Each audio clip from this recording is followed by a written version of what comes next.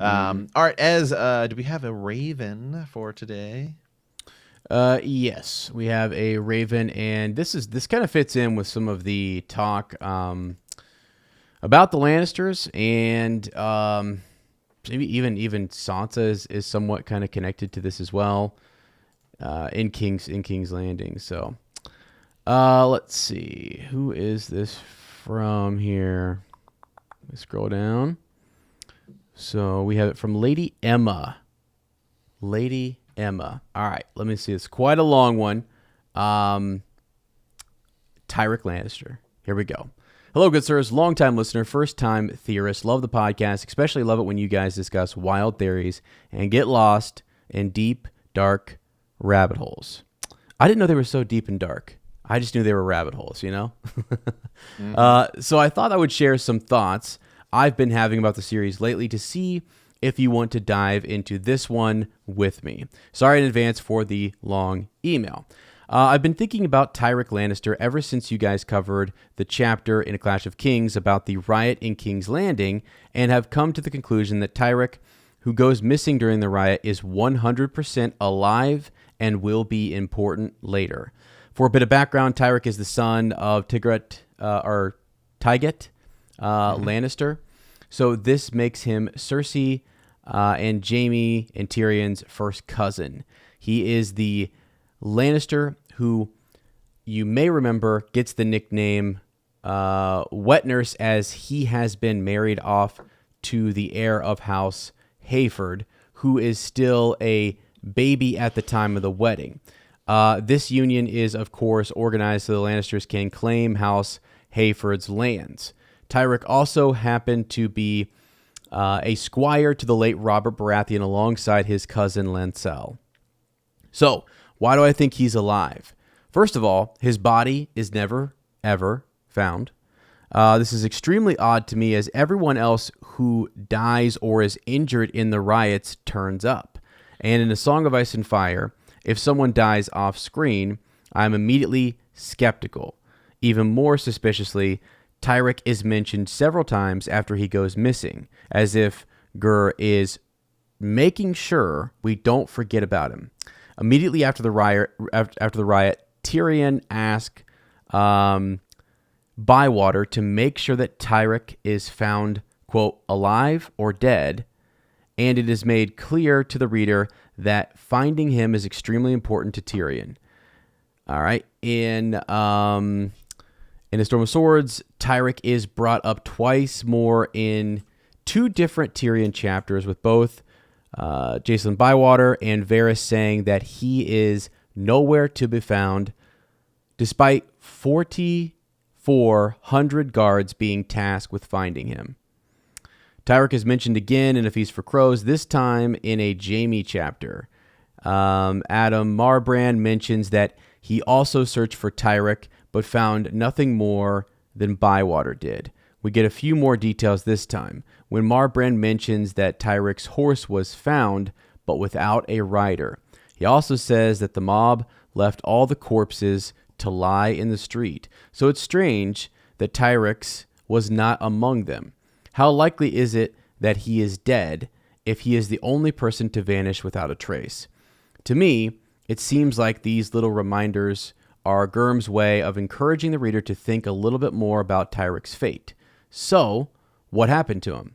My primary theory is that one of our resident schemers, Varys or Littlefinger, snatched him up in the chaos and have him in hiding somewhere in order to use him to their advantage later.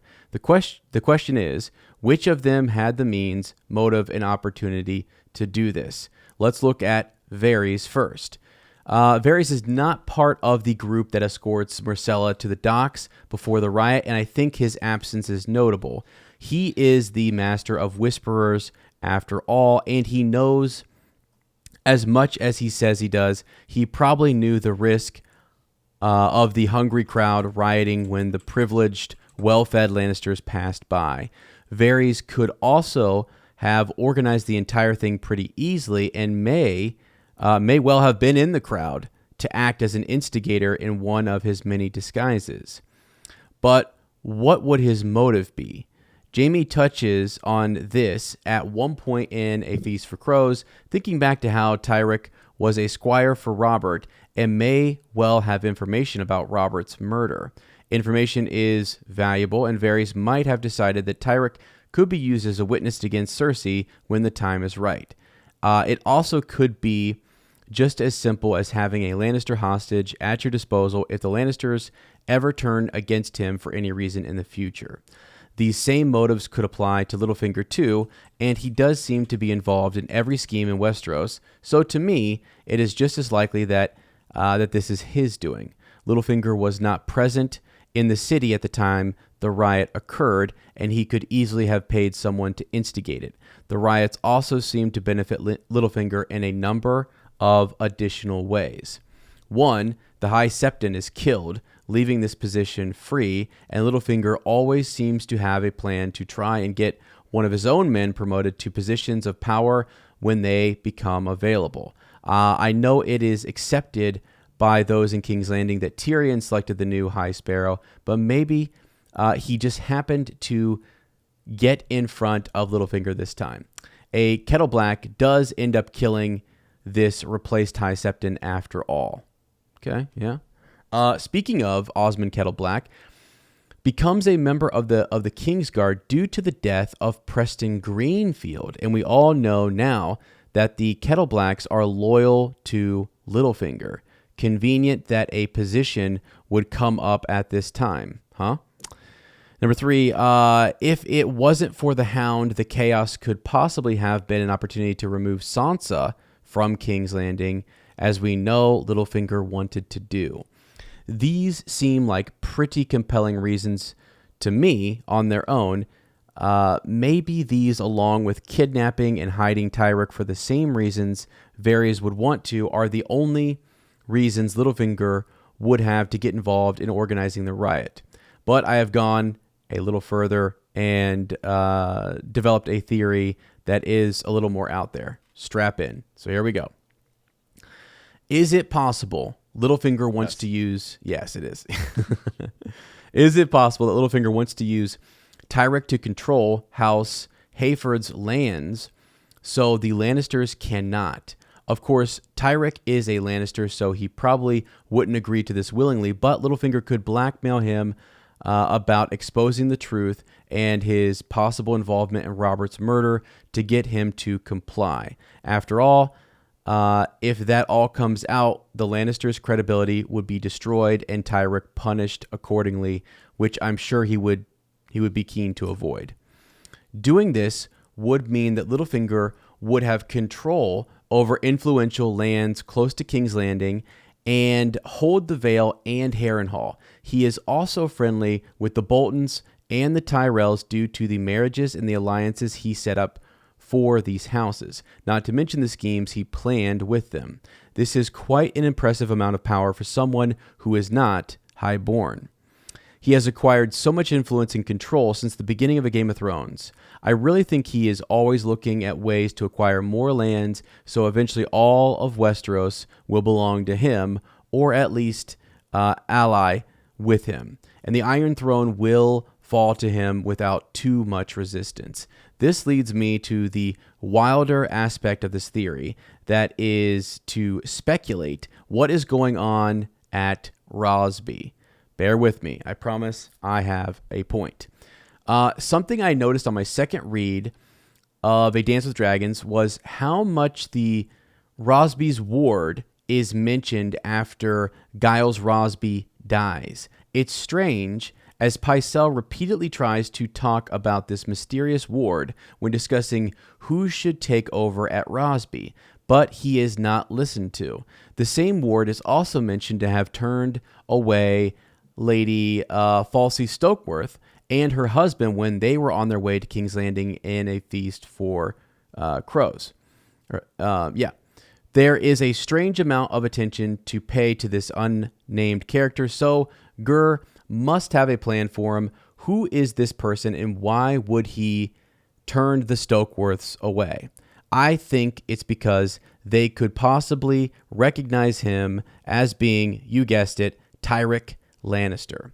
Tyrek could very well be living there under a different name, possibly a bastard name, as falsely describes the ward is ill-born, and would be easily recognized as being a Lannister if the Stokeworths actually laid eyes on him.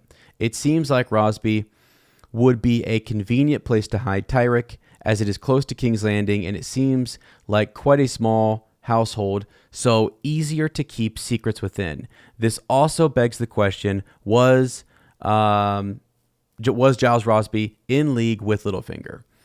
It could be the case, I suppose, as I think Littlefinger has alliances everywhere, and I'm sure his scheming goes far beyond what we know so far. Rosby is an important chess piece as it provides a lot of the food to King's Landing, so it would make sense for Littlefinger to buddy up with the Rosbys, although I'm not sure what he would have offered them in return for their help, other than cold, hard cash. Anyway, Pycelle says Rosby's ward has a claim to inherit Rosby.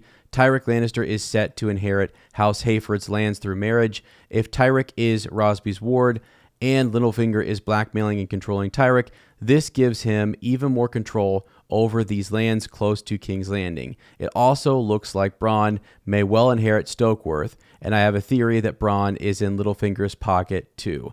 But that's an email for another day. So there it is. Littlefinger has his finger in all of the pies. Hopefully we get some answers to this in the Winds of Winter, if we ever get it. Until then, I'll keep listening to Bend the Knee and coming up with tinfoil theories.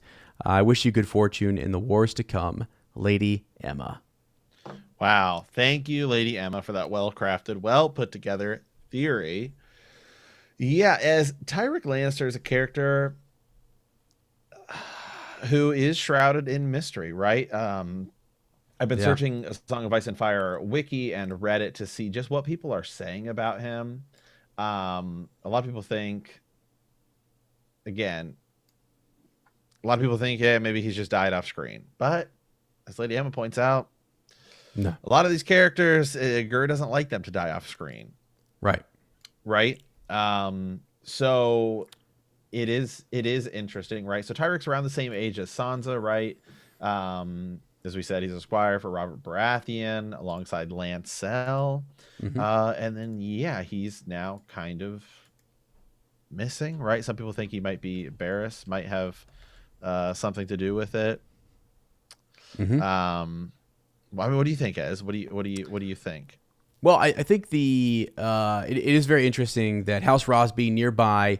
We know there's a lot of stuff they do. I mean, a lot of the food, and you can anger the crowd in King's Landing by cutting off the food supply and making them kind of rail against the Red Keep and try to, whoever's in power there is in trouble because they need those surrounding crown land, keeps and fields and what have you to bring in food for all of these people in King's Landing. So, and I said, I messed up. I think it's Giles Rosby, meant to say. He's important. He and Lady Stokeworth, they're important to what happens around King's Landing. And so, it would make a lot of sense that you want control of that region. You would if you're Littlefinger, if you want to control some of that, or you want to influence people against the crown, you might want to control some of these chains of resources, food, supplies, whatever, coming into King's Landing. So connecting Tyrek Lannister to this, because it's a missing person, and I do think he's probably alive, and we don't know where he's at. Right. A lot of what's being brought up in the Forum of Ice and Fire and the Reddit community is everyone saying he's brought up far too often. Far too often. George does not usually do that unless he has a plan for them. Right. And so, and this is why I like this connection. It's probably, I wonder, I'm reading this going, has anyone else said this is actually pretty cool because. Well done. Yeah, very well done because I haven't heard it. I haven't seen anybody make, the connection between Tyrek Lannister and the Rosby ward because that's an easy place to go stash and store someone if you want to. Gosh, I'm trying to think. I mean, they had Tommen on his way there as well. That was one of the places they were going to rush Tommen to for protection while Joffrey stayed in King's Landing. So it's not that far away, and it's something that they've done before with the Lannisters. Try to stash a Lannister there. So, yeah, I mean, I think why not? And then the other connection that was kind of cool is that Tyrek is married into, or that, whatever, to House Hayford, and because of their lands and because of how prosperous they are and things like that. So then there's another connection to, food, resources, and yeah, I think that kind of makes sense. Now, I don't know why would he be, because we don't really know much about the ward and whether or not the ward's actually like in control of things, or people are just keeping quiet on this. Like, someone has a pretty firm grip over that keep and what's happening and the information that's coming in and out of there. And if that is Littlefinger, then that's pretty awesome. That's pretty wild, and it wouldn't surprise me. But yeah. But then the other thing, the curveball though, right, is Varys could have been in the crowd and could have orchestrated this kidnapping and such, right? I mean, could have been the one who's behind it. So then we know those two aren't really working together. Which gives him a chess piece against the Lannisters. Right, but would he be the one stashing him over as the Rosby ward? I mean, maybe not. I don't know. Yeah. A lot of people are saying that, and this is, a lot of these are older. This is an older thread here, but it's from the wiki, or the forum of Ice and Fire. A lot of people are saying, do you think it's possible he left on his own, left King's Landing on his own? So maybe he's Tyrek. Maybe he just, yeah, could be. Could be. Let me. Yeah, I don't know why or where he would go, or what would his reasoning be, unless he's worried that he is connected somehow to Robert's death or something. But let me read you guys real quick about the ward of Giles Rosby, who's a young male ward living at Rosby in the Crown Lands. His name has not yet been mentioned, and Giles Rosby has no immediate heir. The ward of Lord, and a ward just means you've taken this person in, and right, that you're caring for, or whatever, So the ward of Lord Giles Rosby refuses Lady Falsey Stokeworth and her husband, will not let them in when they're searching for shelter at Rosby on their way to King's Landing. Why? Why would you do that? Believes that the ward will try to claim Rosby when Giles passes away, although she feels like Rosby should instead pass to herself. Okay, so maybe that's one of the reasons, right? Just don't want you to come in here and set up shop. And yeah, Pycelle is informed Cersei that he's died. Cersei, is trying to seize lands, gold, castles. Pycelle begins to object, telling her again that he had a ward there, and we should hesitate on that. We should think about that. Who is this ward, etc. With not really mentioned. And then in A Dance with Dragons, the Rosby inheritance is brought up during the small council meeting, so it's brought up again in the Red Keep's throne room. According to Pycelle, 6 claims have been put forward, but the council, led by Kevin Lannister, decided to settle the issue at a later date. That's all we know. That's it. Yeah. Maybe Varys keeps him because he knows, well, if all this warring comes down, I could have the last remaining Lannister. Yeah. Yeah. Perhaps. Yeah. I don't know. Did Varys set up the riots? Yeah, that's what I was thinking. That's something that Lady Emma was kind of saying, is that it's, if Littlefinger's involved, he's not even there at the time. So did he? I don't think so. I think it's more Varys. Yeah. And why would Varys want? I mean, Varys, he's killing Kevin Lannister at the end of this, letting Tyrion out, and so he's definitely invested in what's going on with the Lannisters. We see him have more interactions there. So I don't know. I like it. I really could. I did too. Great Raven. Yeah. He's a character. I love these small characters. Sometimes you just forget about it, and you're like, oh yeah, he does kind of leave in this mysterious way, and then he's mentioned once or twice. And when you're thinking so top heavy in theories, right? Like Jon and Dany and Stannis, you forget about guys like Tyrek Lannister and it's like, why does he keep bringing him up? Why is it brought up over multiple books? And it's a really good point. And then the other thing is, this is why it takes so long for him to finish things like this. Where do you wait? What is that small subtle thread that he's carrying through that he's gonna, Is this one more little nugget to keep in there? Yeah. Yeah. Absolutely.